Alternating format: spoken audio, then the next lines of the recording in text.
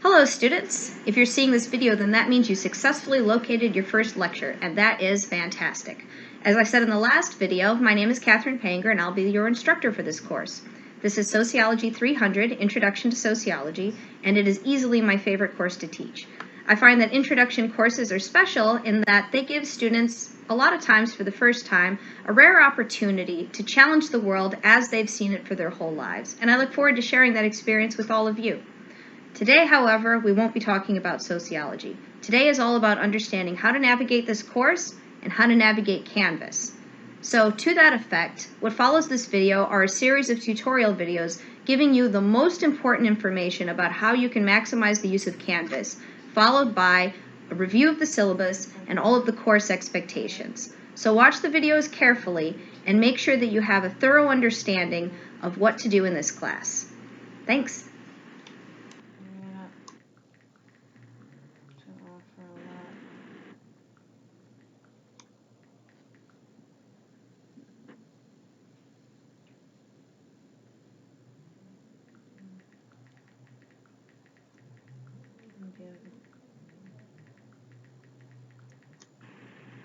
One of the things that every student should know is how to set up Canvas notifications for themselves.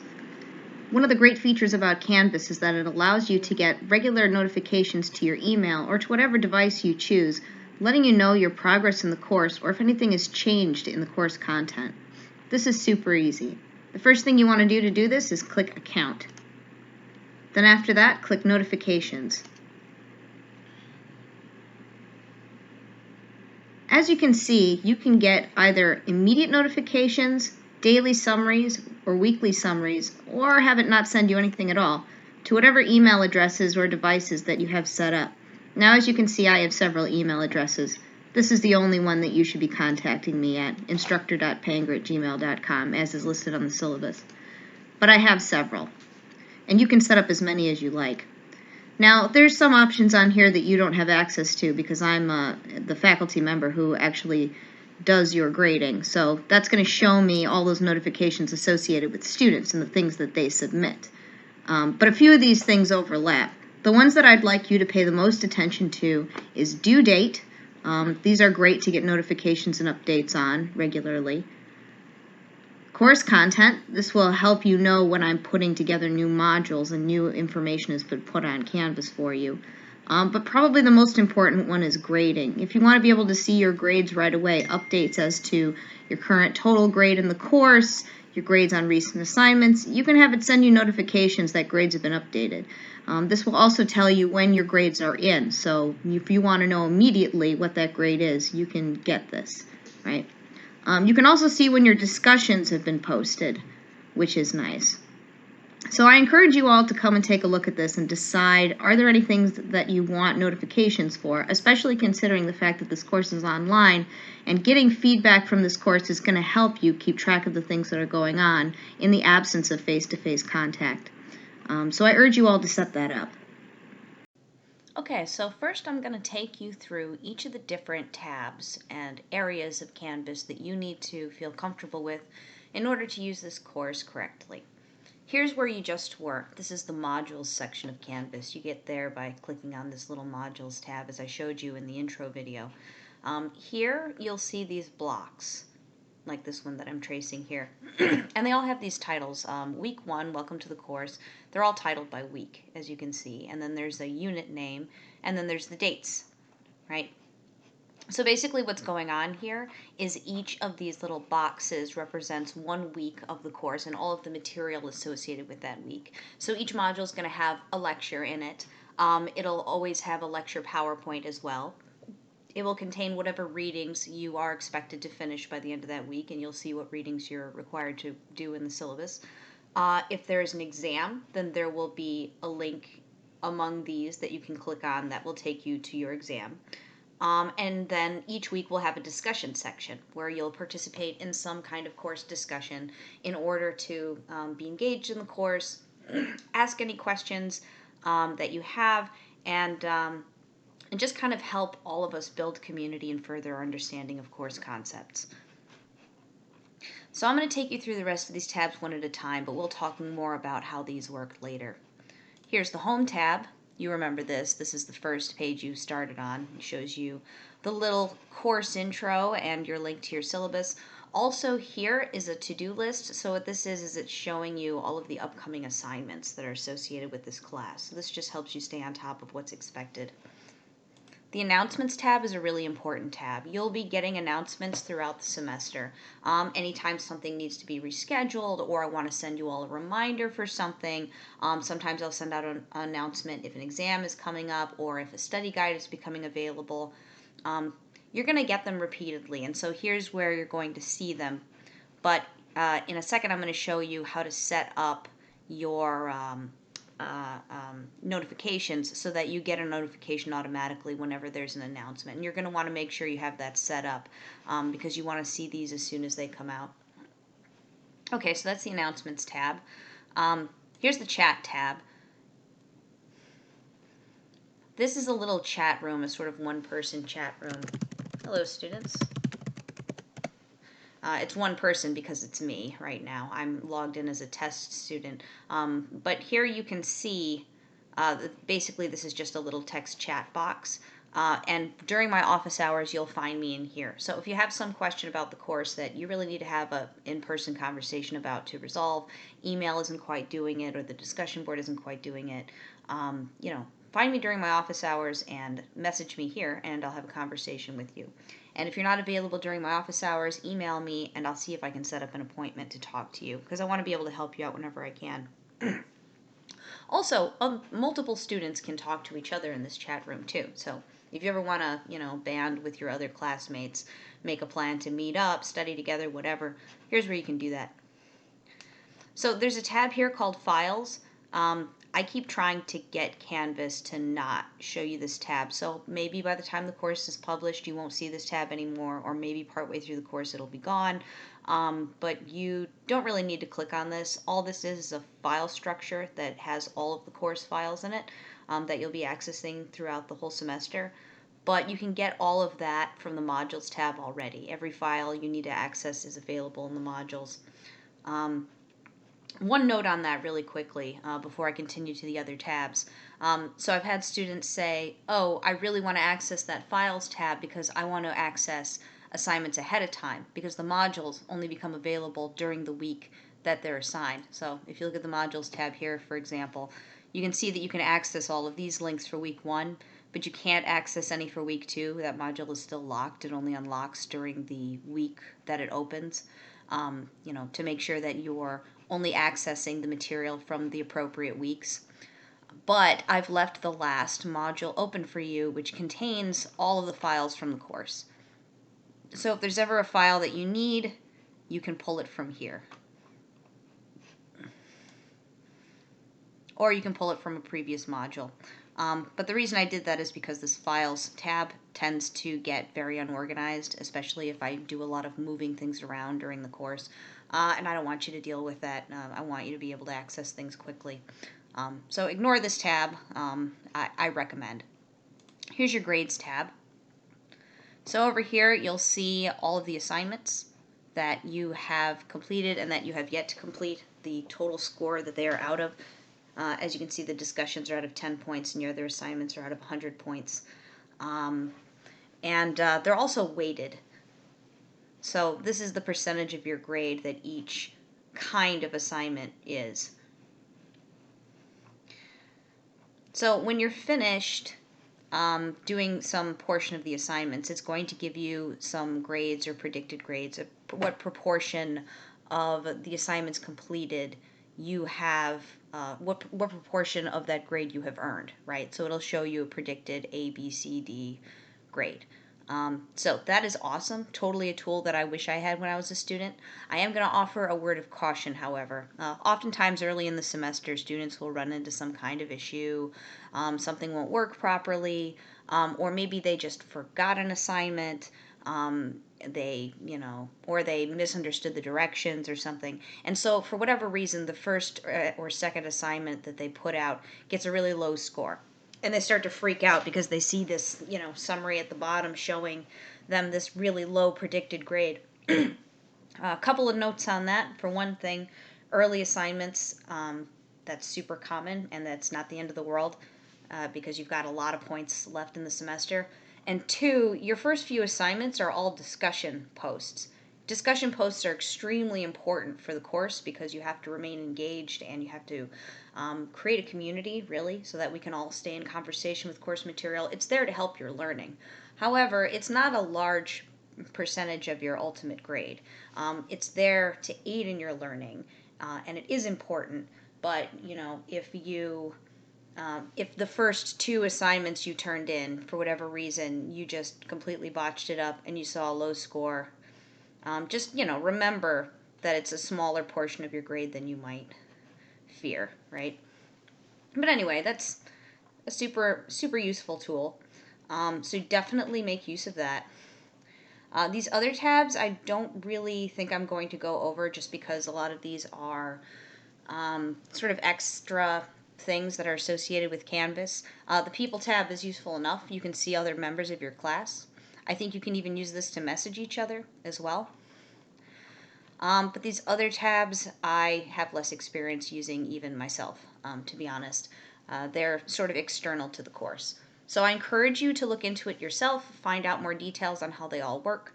I know that student services is good, that gives you access to some of the services that are available to you at Los Rios. And I know that the NetTutor tool is supposed to link you to tutors, right? Again, I cannot confirm or deny how useful those are because I have not explored them myself yet. But feel free to look into them, try them out. And if you discover something really amazing, let me know about it. Send me an email, and maybe I'll recommend it to more students in the future. But for now, all you really need to know about are those tabs that I showed you, right? Okay, so now it's time for the fun part. We're going to go over the course syllabus. Try to pay attention to this bit. This is important. So I like to arrange my syllabus in a way that makes it kind of a cheat sheet. Think of it as the guide to how to ace this class. I put a lot of useful information for you, obviously, just to understand the structure of how everything's put together. But I also try to make my whole course sort of in general arranged in a way that gives you resources that you can find useful in some of your other classes too. So let's check it out. So here you can either view this in this little iframe down here, the syllabus, or you can click here and open it in a Google Doc. I recommend this link because check it out. You get this nice little outline over here that lets you jump to any part of the document you like, and it's got this nice little outline format. You can find all the parts of the syllabus you want with a simple click. Real nice. But we're just going to go through it point by point. So yeah, Soch 300 Online. Here we go. There's me. There's my email. Please use this email. FLC has another email that's like my official email, and you can use that email. I'll still see it. I think it's listed on a website somewhere or something. But use this one. This one's the good one.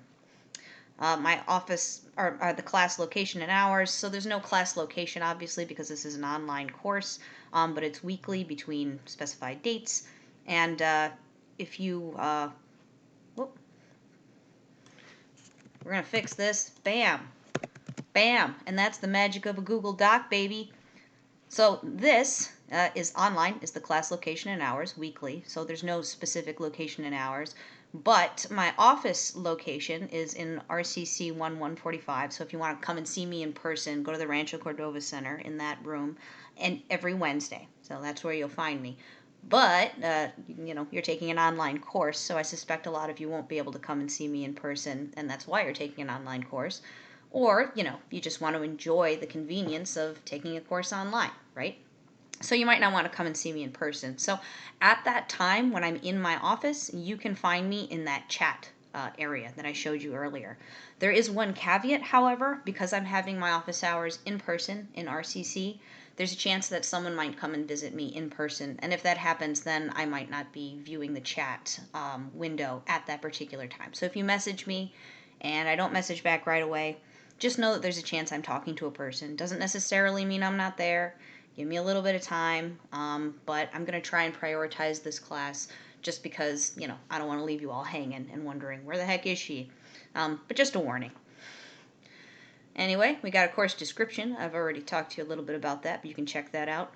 And then I kind of get to business right away in this document as to how the class is put together. My thought process on this was that you students are going to want to see everything right up front to give you a real clear direction so that partway through the course when you're saying to yourself, oh, what do I have to do next week, you can immediately pull it up and it's right there on the front page. So here we go, course calendar.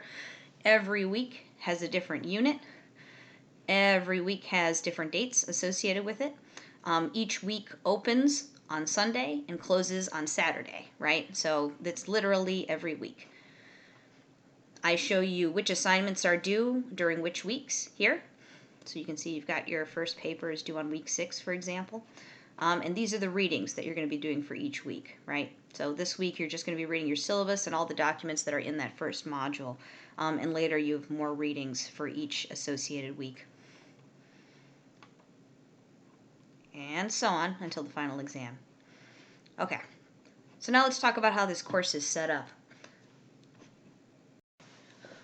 So the basic setup of the course is this.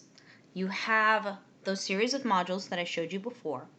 The entire course is an online course, and each week a new module will open up. Now when I say each week, what I mean is that on Sunday of each week, the next module will open. And on Saturday of each week, the module will stay open, but that's when any assignments for that week are due. So you can think of the class as just taking place over the course of a week. Opens on Sunday.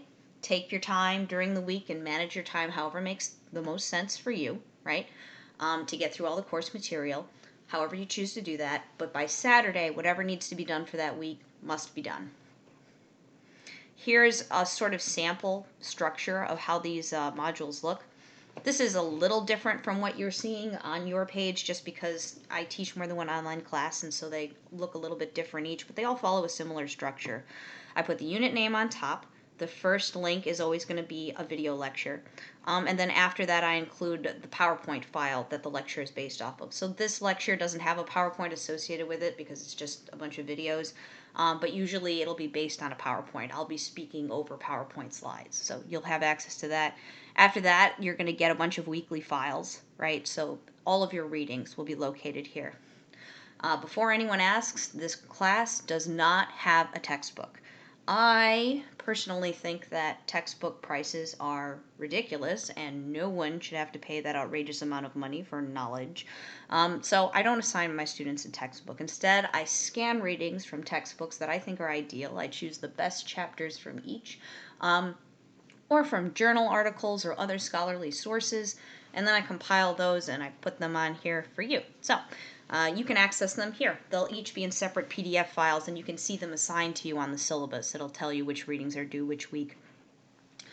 So yeah, you're going to see those. Sometimes one of them will be something different, like an online activity. This one, for example, is a link to a little online game called Spent, where you do a little simulation of what it's like to have to be in a difficult financial situation. That relates to our unit on stratification, right? You'll see when we get there. It'll make sense. And then after that, near the end, there's going to be a discussion board. Here in this example, there's 2 discussion boards, but in this class, you're only going to have 1 per week. And every week, you're going to be required to participate in 1 discussion. I'll explain that in a little bit. And the very last thing in each module is going to be any assessments that are due that week besides discussions. So if it's an exam, then that's where you'll click to take your exam. If you have a paper due that week, then that's where you'll click to get to a portal where you can submit your paper to me. All right, so with that, let's talk about evaluations. In this class, you're going to be graded on 3 different kinds of things. Your participation in discussion boards, your papers, which you have 2 of them, and your exams, which you also have 2 of them. I put a description of each below. I'll start by talking about the discussion boards. So I'm going to assume that everyone in this class has a basic understanding of how social media works, that everyone's used Twitter or Facebook or Reddit or some other kind of internet media, and that they know how to create replies to an original forum post and how to reply to each other and just how to have an online conversation. If you don't know how this works, if that assumption is incorrect for you, send me an email. We'll open up a chat in the chat room if you can, or come and see me during my office hours. But because this is an online course, I'm going to start with that base assumption that you folks know how to do that on some level, right? So the discussion board is meant to be a kind of stand-in for the classroom. It's a place where we can have a conversation with each other. So over here, this is your next week's discussion board. You don't have access to this, but I do. But as you can see, there's a post, an initial post by me giving you some kind of prompt, and you have the ability to reply to my prompt down here, right?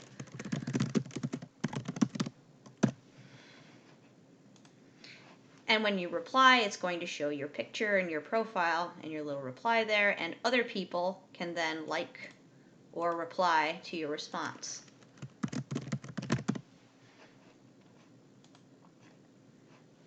And this way we can have these sort of chained conversations over different topics.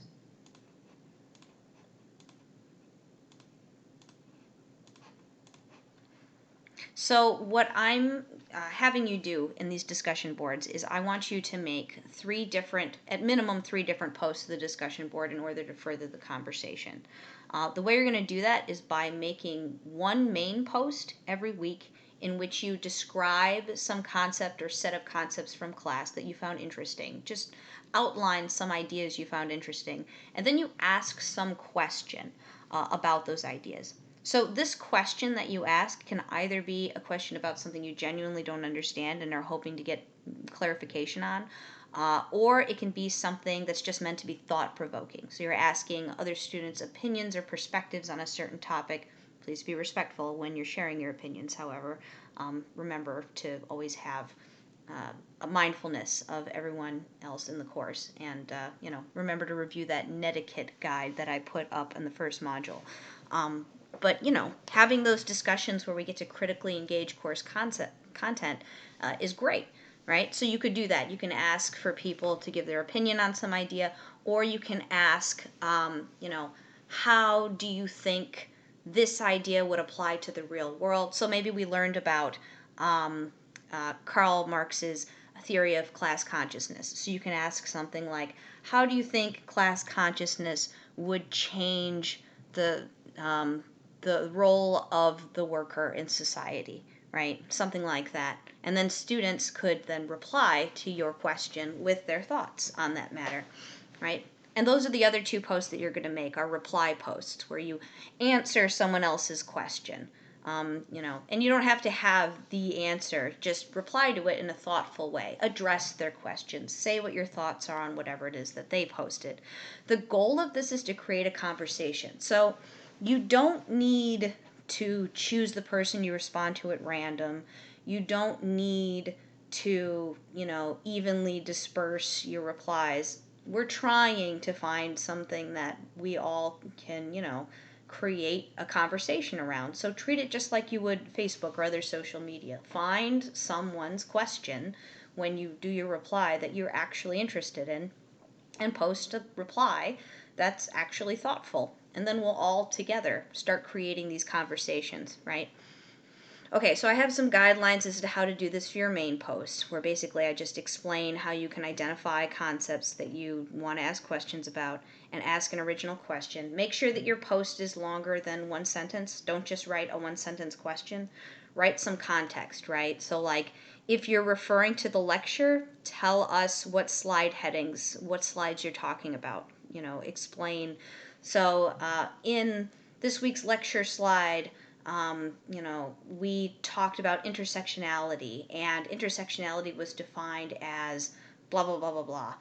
And so my question about intersectionality is X, something like that. Or if you're asking a question about the readings, then include page numbers, or include a quote from the reading, something to give us a little bit of a context for your question.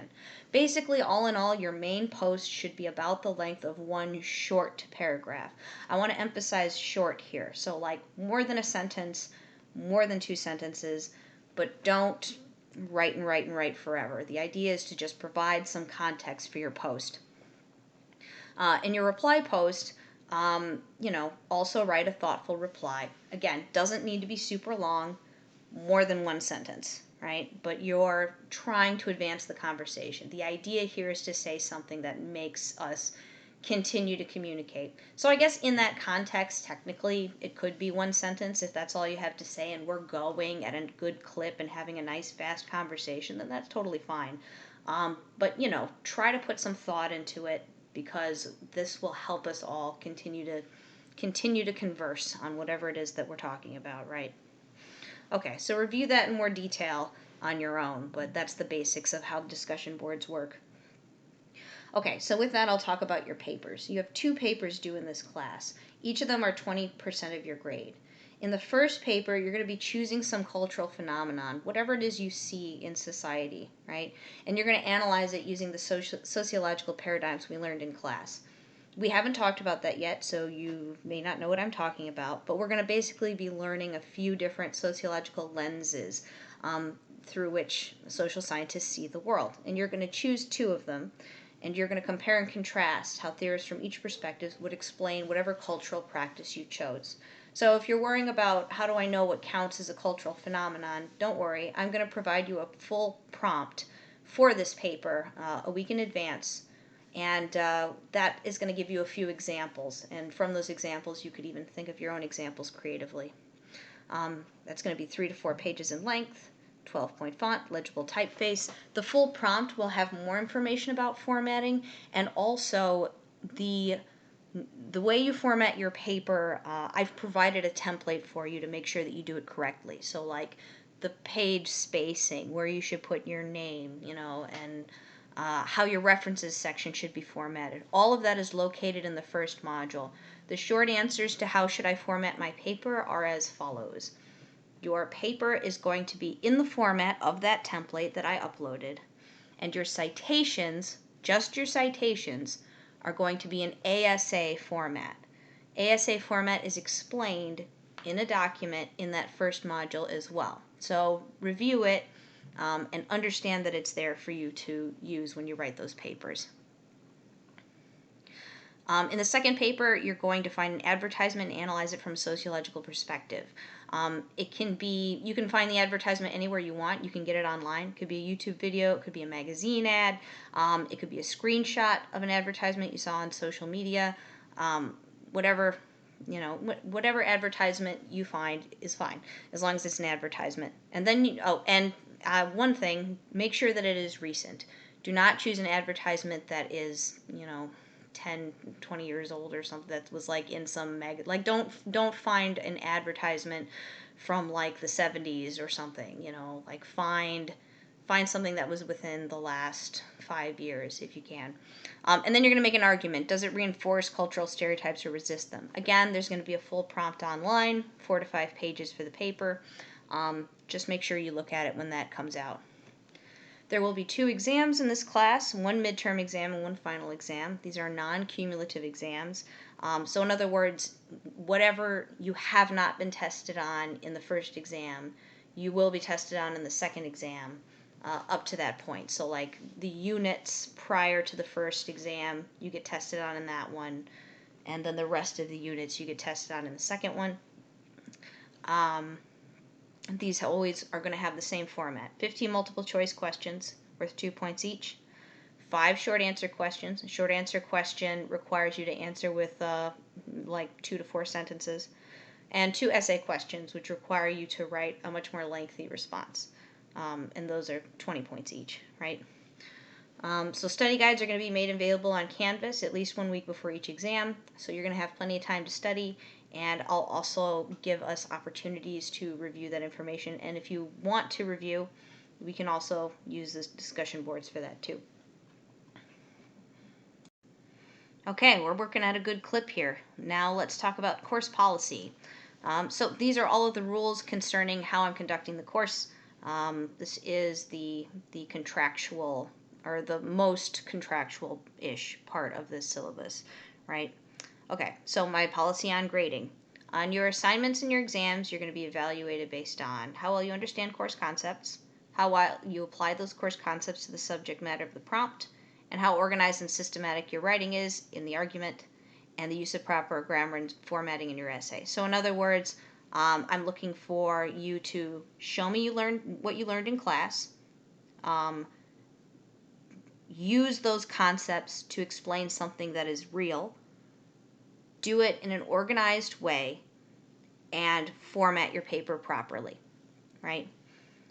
There's a grading rubric at the end of the syllabus, but I will also include paper prompts for you, and I think that those will help you out a lot more than the rubric on this sheet will. But, look at this as well, because it'll give you an idea of what I look for in my grading.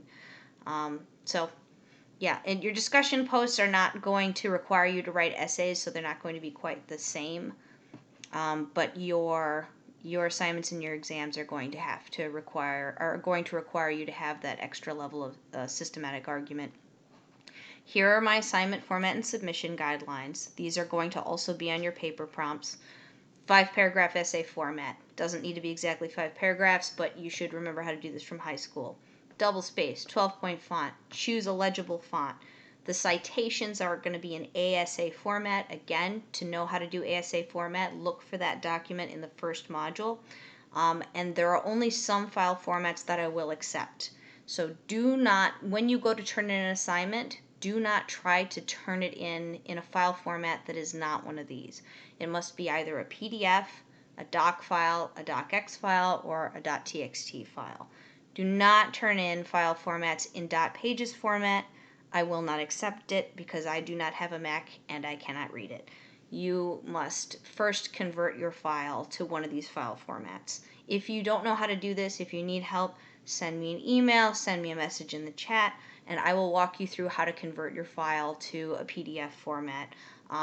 But you can also use Google. Google should, give you that answer as well. But just make sure it's in one of these file types or I won't accept it. My policy on late assignments is this.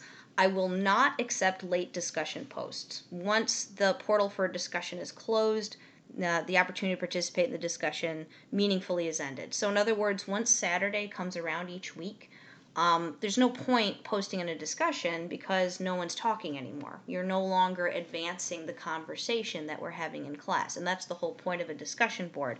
So it wouldn't make sense for me to accept late assignments in terms of discussion boards. So you must do those on time. Papers will still be accepted late, but they'll be docked 1/2 of a letter grade for every day they're late, and then after 3 days they'll no longer be accepted. Late papers must still be submitted through the Canvas portal if you're going to submit them. So don't send them to me in an email. Papers are due on Saturday of the corresponding week. One of the wonderful things about Google Docs is that I get to make little corrections like that if I ever see something in my syllabi that's gone astray. But anyway, that's the correct time the papers are due. So make sure by Saturday you've got it in. If not, that's the late policy. Extra credit. It is difficult to assign extra credit in an online course because it is difficult for me to see what my students are actually doing. For this reason, I do not give extra credit opportunities in this course. If you at any point are worried about your grade, or if you think that something might interfere, if you have a life circumstance that's problematic or something, please come to me early. I might or might not be able to do something for you, but if I know you're struggling, I will try to, help you out however I can. I'll be aware of your situation. I'll offer whatever support I can. But please do not come to me, well after, if you come to me at the end of the semester, there's not much I'm going to be able to do for you, and I'm certainly not going to be able to give you extra credit. Office visits. Please come and visit me during my office hours on the chat board. If you can come in person, even better. So here's a little pro tip for you in academia in general. Most professors expect all of their students to visit their office hours 1 to 2 times during the semester. They don't say that in their courses, and I don't know why. You won't be graded on this. You're not required to do this. There's nothing in me that's going to be judgmental if you don't. But that's just something that in higher education, it's kind of an unspoken expectation. And oftentimes, students whose parents or family members know this will prep those students by telling them, hey, visit your professors during their office hours. Whereas students who have family members that, never learned that, they might not get that information.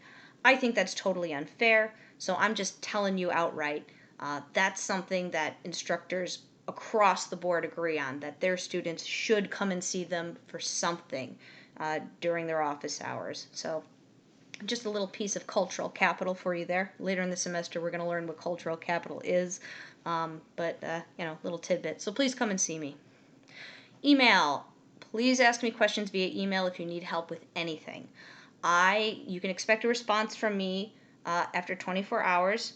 On weekends, it could be as long as 48 hours.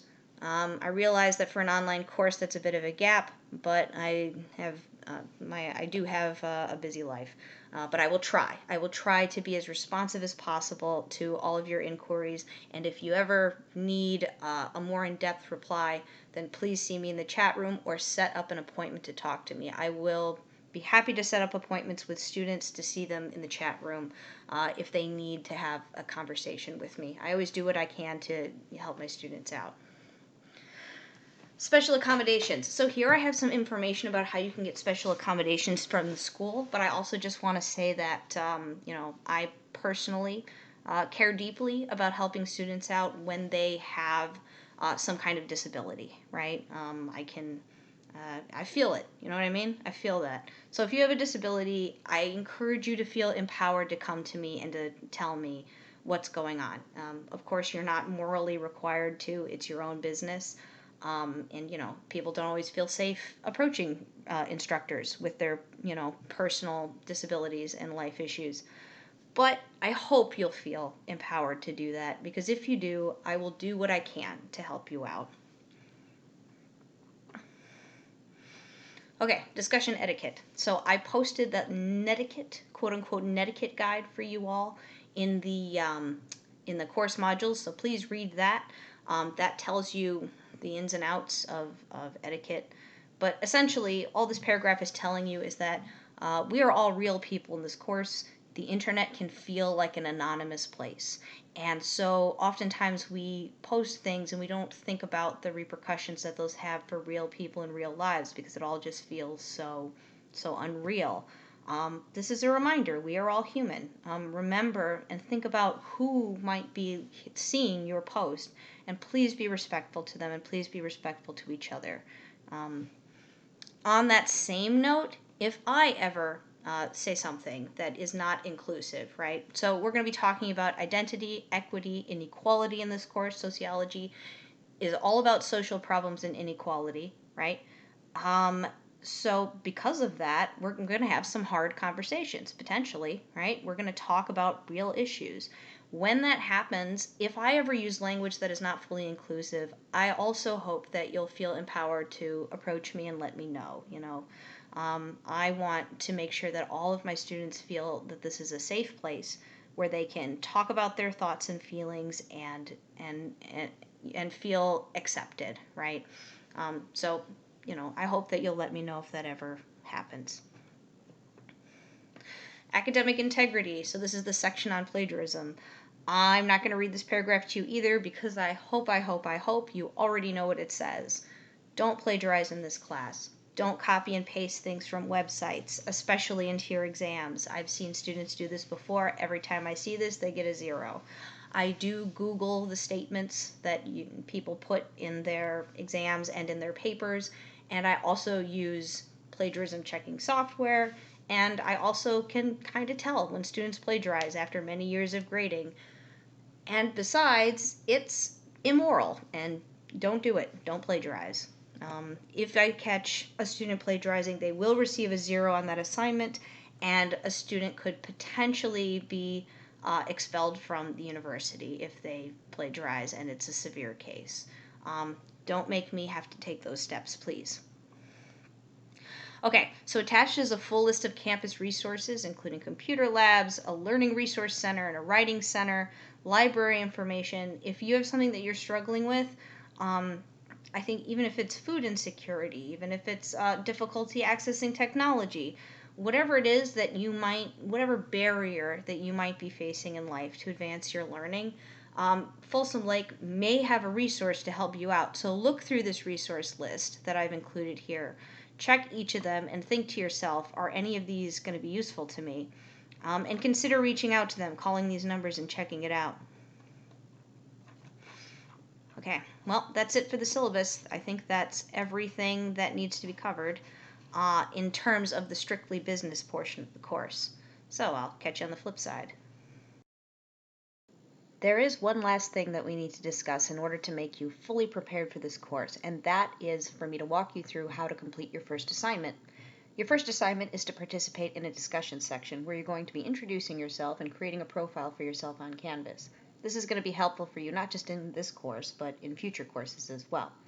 So this might be a little bit long, so if you need to take a breather from this lecture, I suggest you pause the video, do that now, collect yourself, prepare for a change of topic, and then we'll jump into it.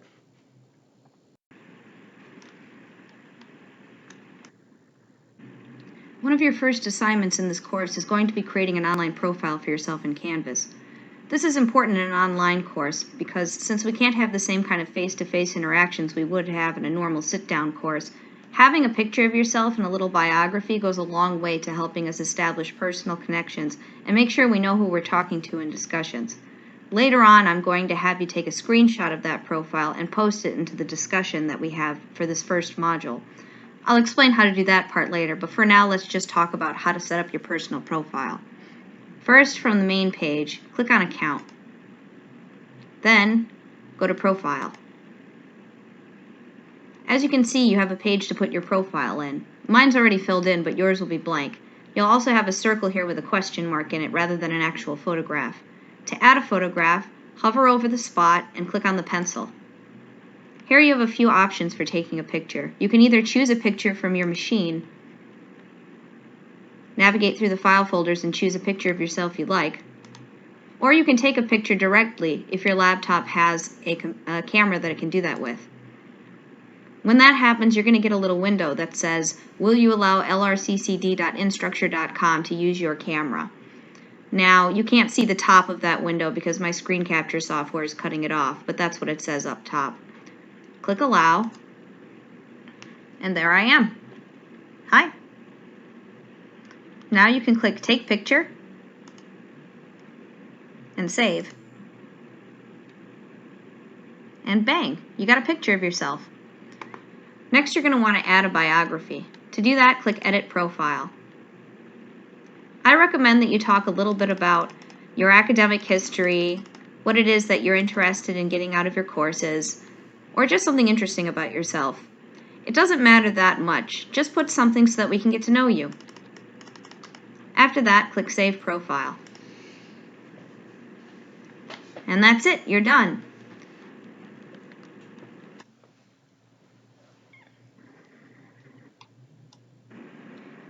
In this video, I'm going to show you how to do two things. I'm going to show you how to reply to one of your required discussion posts, and I'm going to show you how to insert media into that discussion post. This is your first required discussion. It requires you to introduce yourself and to put a little video of yourself answering some questions. Let's give that a try. Here are the instructions. Be sure to read them carefully. One of the things that you have to put in there is a video where you tell us your name, your major, and why you're interested in taking a sociology class. So in order to do this, click Reply. Post your answers here. But anyway, put your answers. And now it's time to insert some video. This is the icon you're looking for to do that. Now you've got two options as to how you can insert media into this. One way is to record it directly. The other way is to upload the media from your machine. If you record it directly, then you're going to need to allow the website to have access to your microphone and your camera on your laptop. Some laptops might not have this feature, and if it doesn't, then you're going to have to choose the second option. But try this first. Click Allow. Hi there, that's me. Good to see you all. Now when you're ready, you can begin recording.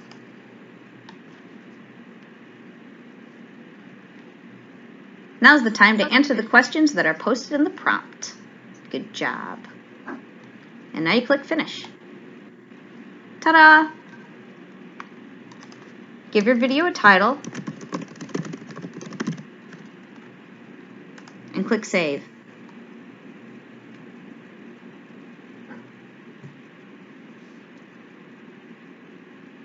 And there we are.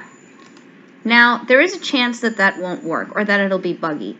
My first tip is wait a decent amount of time after you click save. It doesn't always upload right away. It takes some time. My second tip is to use the second option. Same icon, but instead of record media, go to upload media. Now you can select an audio or video file from your machine. If you select a video file, that means you'll have to record it independently, either using your own webcam software, or many of us have a lot of practice with this. You could record a video on your phone, email it to yourself, or message it to yourself in some other way, and then once you have that video, you can save that video and upload it. So click select video file, and wherever you decide to save that video, you can now upload it.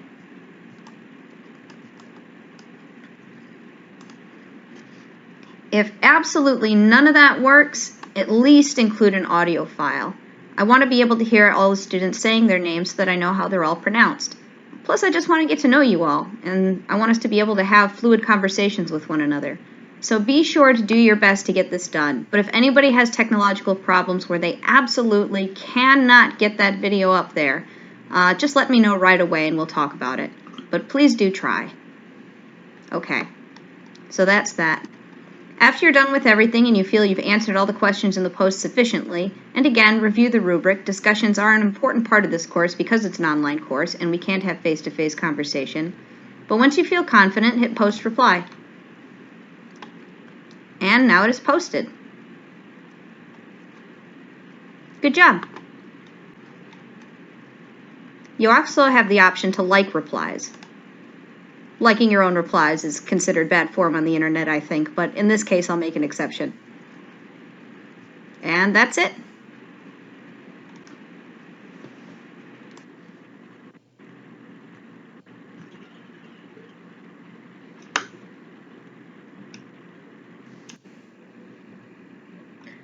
Alright, so we've talked about how to add video to discussion posts. Now we're going to talk about how to add images. The reason we're talking about this is both because it's nice to add those to discussions if you want to illustrate a point, but more importantly, for now anyway, your first discussion that's required has you posting a screenshot of your profile. The reason I want you to do this is to make sure that everyone creates a profile, and also so that we all get to see each other and get to know each other more quickly. So let me walk you through the process of how to do that, and then by proxy you'll see how to insert pictures into any discussion post that you want. Okay, so the first thing we're going to do is go to that profile page, and then I'm going to show you how to create a screenshot of something. My screen capture software very unfortunately cuts off my taskbar, so you can't see this part. But on all Windows machines, there's a piece of software that allows you to take screenshots very quickly, and that's called the snipping tool. So I'm going to look for that and pull that up. Then I'm going to click New, and this gives me the ability to click and drag and select anything that's on my screen, like that. Now I can save that image,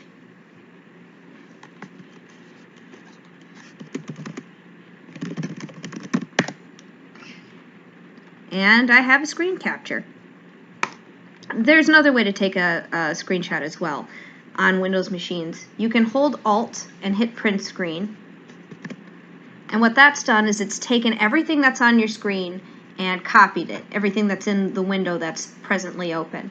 So now if I go anywhere like Paint, for example, and I paste it, I'm going to do that by holding Control and hitting V, since that's a shortcut for paste. You can also go to Edit and hit Paste.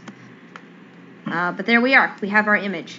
And here we can do anything we want to do to edit it, and we can save it, just the same way we did with the snipping software. Now, I'm not sure how to take a screen capture image on a Mac, but if you Google it, I'm sure you can find the answers to how to do that. The last resort method that anyone can also use is simply take a picture of it with your phone, email that to yourself, and then you've got a picture of your profile. And that's sort of a crude screen cap, so you can do that. Do what you can to try and get that profile into that discussion so that everyone can see it. But if every source of technology fails you and you've tried everything and it just doesn't work, just send me an email and let me know. But anyway, once you've got your screen cap, let's go back to the course.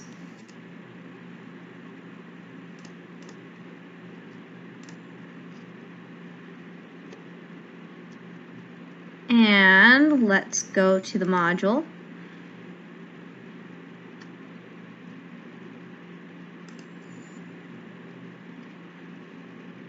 And let's create a post.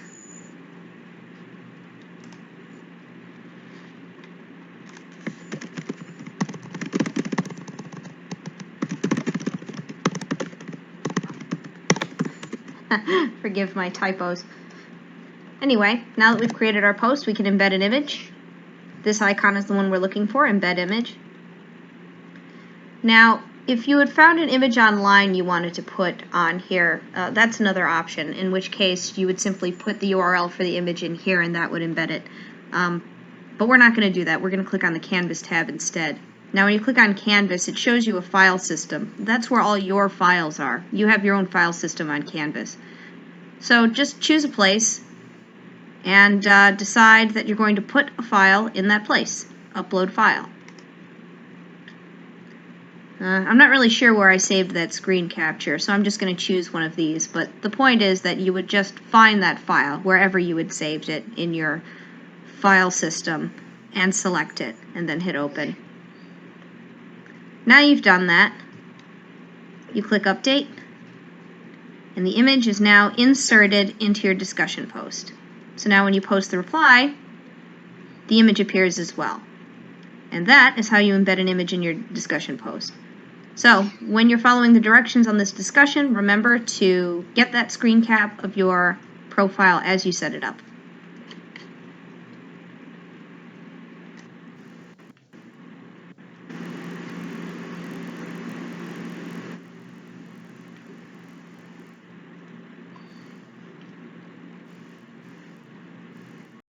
Alright, that's it. You are now fully prepared for the course. So congratulations for making it this far, and I look forward to meeting you all in the discussion section.